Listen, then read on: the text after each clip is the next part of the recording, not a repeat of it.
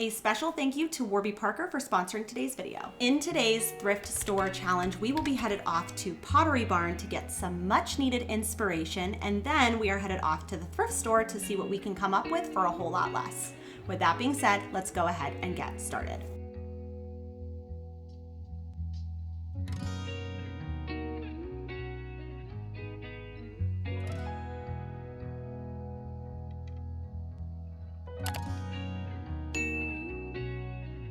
Starting this video off talking about all of the beautiful decorative vases that Pottery Barn carries, there's definitely a theme when it comes to their pottery pieces specifically, where it has that kind of old world aesthetic that is so trendy right now. And at the Hartville thrift shop, I came across this large scale textured vase for just $5 that was originally from Kirkland's. After giving it a good clean, I realized it was actually made of metal. So if I were to go in just with some chalk style spray paint, it would scratch pretty much immediately. So I like to go in with a self-etching primer first to kind of create a barrier between the metal and then the chalk paint. I chose to use this one in the color Shiplap by Magnolia Home, giving about 2 light coats, waiting about 15 minutes in between each coat before then going in with antiquing wax. Dabbing this antiquing wax on gives it that kind of antique or aged effect. You could also use gel stain here if you don't have antiquing wax or even dirt from outside. Now taking a clean paper towel and just wiping off the excess so you can really see all of that variation in texture.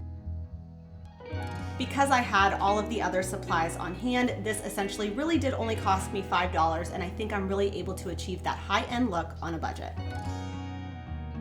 Another staple decorative vase or ceramic option that Pottery Barn carries are, of course, white pitchers. White glazed pitchers are perfect for spring decorating because, of course, you could fill them with florals, but you could also use them as serveware. So I ended up finding this one for just $2, again, at the Hartville thrift shop. It had that kind of beaded quality, just like the Pottery Barn one had, but was a fraction of the overall cost.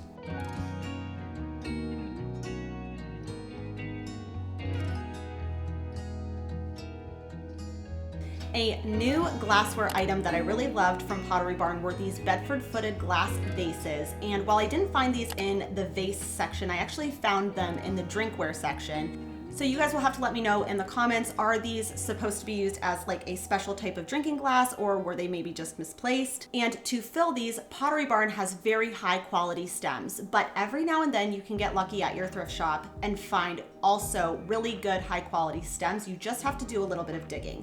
So I found this berry foliage branch for just $1, as well as these rose branches for, again, just $1. Cut them down to the appropriate size. I know they're faux, but adding water just makes them look so much more realistic, and I think it looks super chic on a budget. So now let's do a little apples to apples comparison. So if I were to buy all 4 of these pieces from Pottery Barn, I would be spending over $150. But by shopping secondhand at my local thrift shop, it cost me a grand total of $7.60, and in my humble opinion, looks equally beautiful. Moving along now into lighting. So I knew that in this little makeover nook, I wanted to have some sort of sconce lighting, either one on either side of the mirror or one on top, almost acting like picture lighting. But if I found a sconce that I really liked, I was only finding just one of that exact same sconce. So when I came across this picture light for just $4, I thought that was a pretty fair price considering it had all of the pieces, the remote, the back plate, everything was included. I just didn't love the color for this specific space. So taking my frog tape, I'm just going to tape off the section where the light actually shines through. And first I'm gonna go in again, because it's metal, I'm gonna go in with that same self-etching primer just to make sure it doesn't get scratched up whenever I need to pull it down to charge it and then place it back up top. Once the primer had dried, I then went in with this high performance enamel spray paint in the color matte black, and this is the exact same combination I used for my bathroom fixtures, and it's worked out really well. All that was left to do now was remove the frog tape and install it, and I love how this picture light turned out. This was essentially, again, just $4 because I had the spray paints from previous projects, but I think I'm able to get that high-end look on a budget.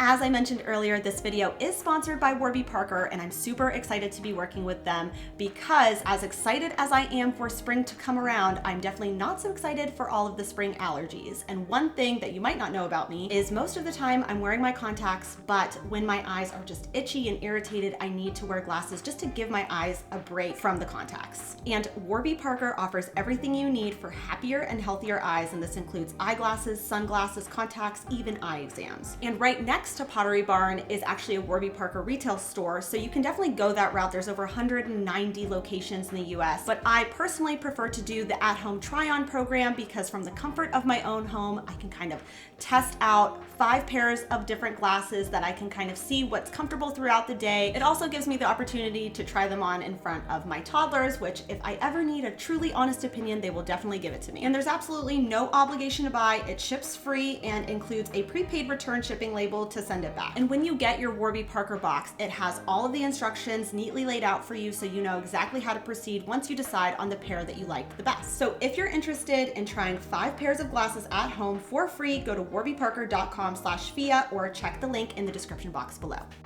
Moving along now into some furniture options, and this is where things can get really expensive at Pottery Barn, like thousands of dollars expensive. And I've been needing a kind of writing desk or vanity situation, and this is probably the most underutilized closet in our entire house. So I just really needed to go through these things and either donate or relocate these pieces so that way I could place a vanity or writing desk for me to kind of sit down and do some work or also get ready for the day. And I really love these ones from Pottery Barn, but again, just a little over budget for what I need.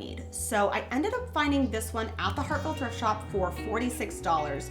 But when I went to measure it, there was just one little problem. It was just a little bit too big, basically just like 1.5 inches off. So I decided the best thing to do was just to remove the molding from the sides because you wouldn't be able to see that anyway. So I'm going to take my circular saw and just remove those moldings just on either side, leaving the front one just so it looks finished from the front, but the sides won't be visible because it's going to be kind of encased in the closet. With those moldings then removed, I just needed to remove the hardware just because it was pulling a bit too traditional for my personal liking. And then it was time for paint or stain. And I did contemplate just painting it black, but I really love the look of black stained furniture. The only problem was the kind of cherry tone was still pulling through with just the gel stain. So if this ever happens to you and you're trying to cancel out like a red undertone, you need to then use something that has a green undertone. So you can see on the left here, I went in over the gel stain with antiquing wax and just makes it a bit more neutralized. For the hardware, I needed something that was going to cover up where the old hardware was, so I went with cup pulls, and cup pulls are probably my least favorite handle to install because it can be a little bit tricky, so I like to use chalk so I can gauge where I'm going to need to pre-drill my hole for my screws to be inserted. After sealing the desk and adding our hardware, I then wanted to do some sort of a wall treatment inside of the closet just to make it feel a little bit more upscale. The only problem was there was already like a texture happening that I wasn't crazy about, so I had to sand the whole thing down, and then I wanted to add some grass cloth wallpaper. I did find this roll at the thrift store, but I knew it wasn't going to be enough to completely cover the closet, so I did order my grass cloth peel and stick wallpaper as well as this easy hang, which is just going to help it stick to the wall even better. Sometimes peel and stick wallpaper has a tendency to not be as sticky, especially since I had to sand the wall down. I wanted it to just be really sticking to the wall as best as possible. If you've never installed wallpaper, one thing I find helpful is just making sure to start at the top and then work down in a diagonal motion. So as a reminder, this is how this closet was looking before. I ended up removing the door just because I wanted it to feel a bit more opened, but this was so affordable to do. Besides the wallpaper, everything here is thrifted and I think looks so chic on a budget.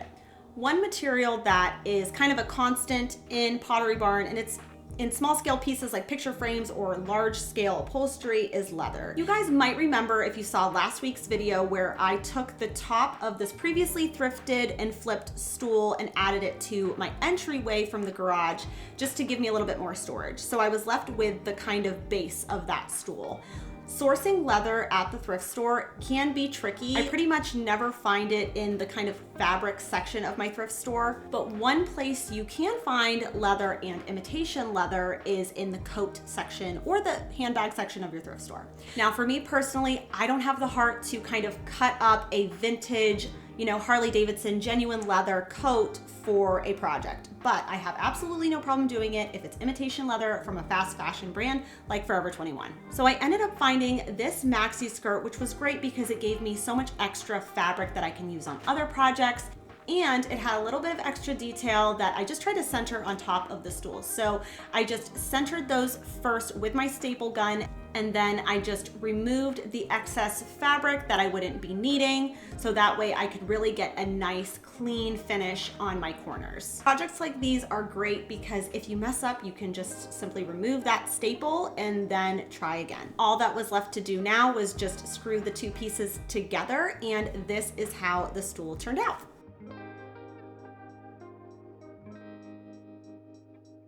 So when it comes to holiday decor, I think that Pottery Barn kind of does it better than anybody else, because somehow when it's Halloween, a skeleton all of a sudden looks very chic, as well as bunnies for Easter, but you can also find really great pieces at your local thrift store. So I found both of these bunnies for just over $5 a piece. I loved that they had that little carved detail, and I didn't have to DIY anything on them. Now, I also found this bunny bowl, and Pottery Barn has so many different bunny bowls, but they're often quite expensive. And my initial plan for this was to chalk paint the bunny white and turn it into a candle. But then I was thinking maybe one of my silver loving subscribers would have a better use for it. So if you're interested in this little guy, just comment down below and I will gladly send it off to one of you.